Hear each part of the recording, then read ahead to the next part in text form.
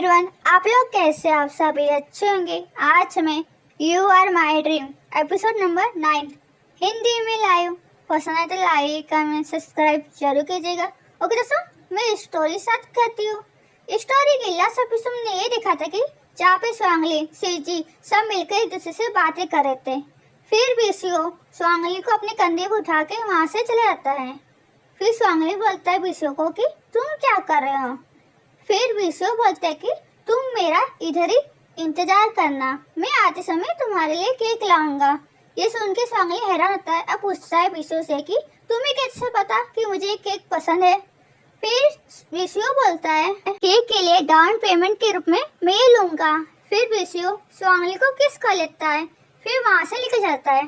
फिर स्वांगली को पहले समझ नहीं आया कि ये हुआ क्या। फिर जैसे इसको समझ आया कि बीसीओ ने क्या किया, वो चिल्लाते हुए बोलता है ये बेशरम डीमन की, उसने फिर से मेरा फायदा उठा लिया। और स्वांगली को इस तरह चिल्लाते सुनकर बीसीओ भी स्माइल करने लगता है। तो ओके दोस्तों, आज का एपिसोड शुरू करती हूँ। इस स्टोरी की स्टार्टिंग में हमें स्वांगली और चेंसी को दिखाया गया, जहाँ पे चेंसी हैरान होते हुए और जोर से बोलता है कि क्या वो कैपिटल जा रहा है। उधर ही स्वांगली उसे चुप रहने का इशारा करता है, क्योंकि बीसीओ ने स्वांगली को बोला था कि मैं कैपिटल जा रहा हूँ। अब हमारे स्वांगली के पास मौका मिल गया था।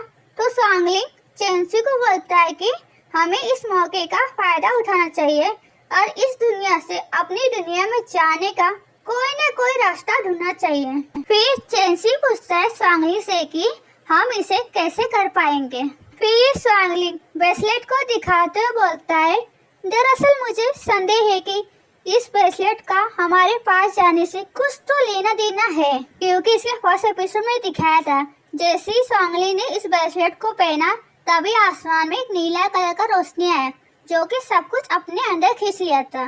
जैसे स्वांगली को होश आया तब वो खुद को इस दुनिया में पाया था, इसीलिए स्वांगली को थोड़ा शक होता है इस ब्रेसलेट पर। फिर स्वांगली आगे बोलता है मैंने इसे उतारने की बहुत कोशिश की पर मैं इसमें असफल रहा। फिर स्वांगली अपने हाथ को आगे करते हुए चेंसी को बोलता है जूनियर, आपने इसी हाथों से कई सारी जंजीर लोहे तोड़े हैं, क्या आप इस ब्रेसलेट को भी तोड़ सकते हैं। हमारा चेंसी बड़ी खुश होते हुए बोलता है ठीक है, ये मुझ पर छोड़ दो। फिर चेंसी उस ब्रेसलेट को तोड़ने की पूरी कोशिश करता है पर उससे नहीं हो पा रहा था। फिर चेंसी भी हार मान लेता है और अपना सर पकड़ते हुए बोलता है ये मेरे लिए भी बहुत मुश्किल है। फिर स्वांगली बोलता है मैं जानता था कि ये इतना आसान नहीं होगा। फिर स्वांगली कुछ सोचने लगता है। फिर वो बोलता है अगर मैं इस ब्रेसलेट को तोड़ने के लिए त्यांजू जैसा डिवाइन वेपन मतलब दिव्य हथियार उधार ले सका तो ये बहुत अच्छा होगा। फिर स्वांगली चेंसी से पूछता है क्या आपको लगता है कि पप्पी जैसी आंखें बीसीओ पर काम करेगी। बस वो चेंसी से ये पूछना चाहता है कि अगर मैं उसके सामने क्यूट पप्पी जैसी आंखें बनाऊंगा क्या उस पर असर गिरेगा, क्या वो मुझे अपना डिवाइन वेपन देगा।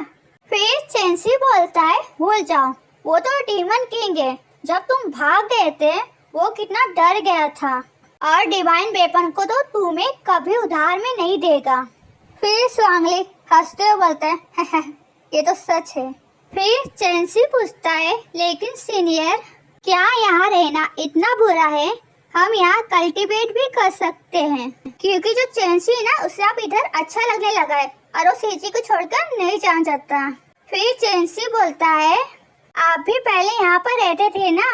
ये सुनने के बाद स्वांगली कुछ देर तक कुछ नहीं बोलता। फिर स्वांगली पीछे पलटता है और थोड़ा गुस्सा करते हुए बोलता है इतना आसान नहीं है। सबसे पहली बात, एक ब्रेसलेट ने हमें यहाँ खींच के लाया है, मतलब कि इस दुनिया में।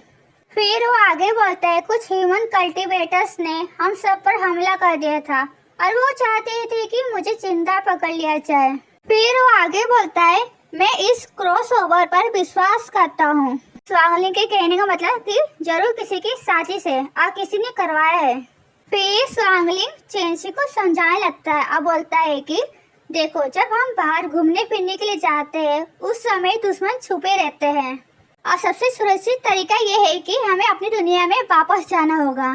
स्वांगली चेंसी को ये समझाना चाहता है कि जब तक हम यहाँ पर रहेंगे हम पर खतरा आते रहेगा। अगर हमें अपनी रक्षा करना है तो हमें अपनी दुनिया में वापस जाना होगा। फिर चेंसी बोलता है ये तो सच है। फिर चेंसी बोलता है लेकिन मैं सीजी को छोड़कर नहीं जाना चाहता। फिर स्वांगली बोलता है उदास मत हो, हम अभी नहीं जा रहे हैं। अब हम बीसियों को देखते हैं जो कि चुपके से उन दोनों की बातों को सुन रहा था, पर वो कुछ नहीं बोलता, न सामने जाता है। फिर स्वांगली बोलता है डिवाइन वेपन अचानक से हवा में से नहीं आ जाएगा। उदय बीसियो अपने हाथ में से कोई पावर बाहर निकालता है लाल कलर की। फिर बीसियो उसी मुट्ठी को कस के बंद कर देता है और फिर वो लाल कलर की रोशनी थी ना, वो गायब हो जाती है। फिर बीसियो अपने हाथ को देखते हुए मन में सोचता है स्वांगलिंग।